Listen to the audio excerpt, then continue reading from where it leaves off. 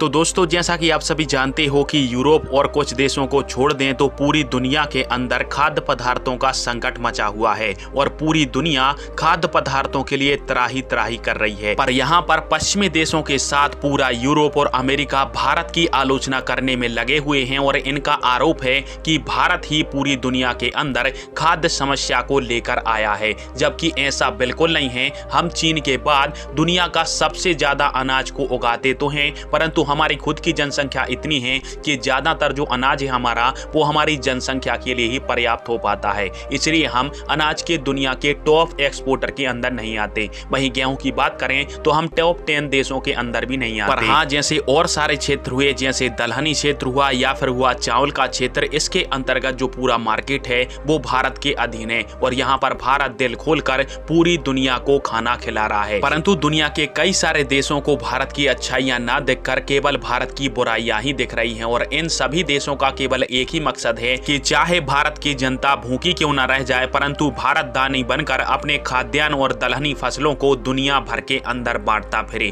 पर भारत सरकार ने भी इन देशों की जो चाल थी उनको इन्हीं देशों के खिलाफ इस्तेमाल किया है। दरअसल आप सभी इस बात को जानते हो कि जब से हमने अपने गेहूं और शक्कर के एक्सपोर्ट के ऊपर प्रतिबंध लगाया है, तब से WTO के अंदर हंगामा मचा हुआ है और आज भारत सरकार ने WTO के अंदर जबरदस्त बयान दिया है, जिससे इन भारत के आलोचक देशों का इलाज ही हो गया है। और स्क्रीन पर आप सभी एक स्क्रीनशॉट देख सकते हो, जिसके माध्यम से ऐसी जानकारी दी गई है कि भारत की जो वित्त मंत्री हैं निर्मला सीतारमण जी, उन्होंने कहा है कि WTO को यदि इतनी ही चिंता है दुनिया भर के अंदर भुखमरी की, तो हमें यानी भारत को यह अनुमति मिलनी चाहिए कि भारत का जो पब्लिक स्टॉक होल्डिंग खाद्यान्न का भंडार है उसको हम अंतर्राष्ट्रीय मार्केट के तहत सेल कर सकें। अब दोस्तों, पब्लिक स्टॉक होल्डिंग जो बाजार है वो किसी भी देश का एक इमरजेंसी खाद्यान्न फंड होता है और इसको भारत ही नहीं, दुनिया का हर एक अकेला देश अपनी खाद्य सुरक्षा को ध्यान में रखते हुए बनाता है और दुनिया भर के कई सारे अनाज उत्पादक देशों से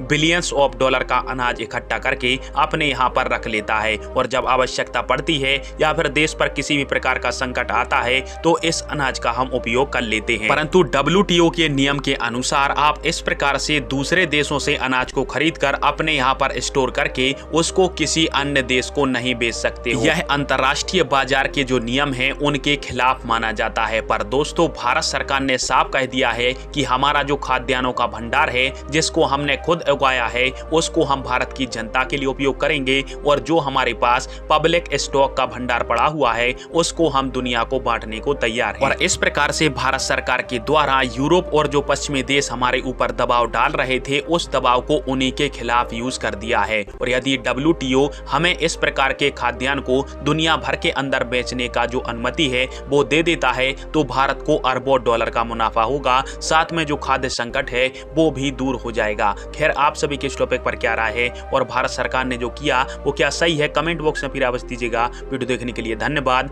जय हिंद, वंदे मातरम।